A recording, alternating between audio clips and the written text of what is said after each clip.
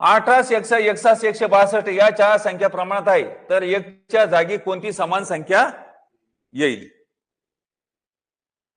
तर मग आता एकच्या जागी कोणती समान संख्या काढायची आपल्याला, हे आपलं टार्गेट आहे.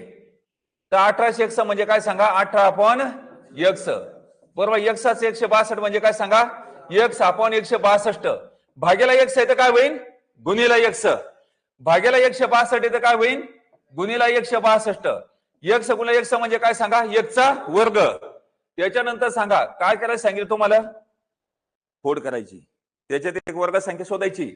तर सांगा इथं 9 2 18 याच्यातले 2 उचलायचे, भागेला ठेवायचे, 2 ठेवले आणि 2 81 162 म्हणजे हे 2 उचलायचे, गुणिला 2 लिहायचे आणि हे 81 इथं लिहायचे, म्हणजे 81 2 62 आहे म्हणून.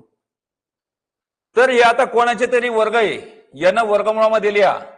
एकच्या वर्गमूळाचं वर्गमूळ x. आता 2 2 4 लिहा इथं.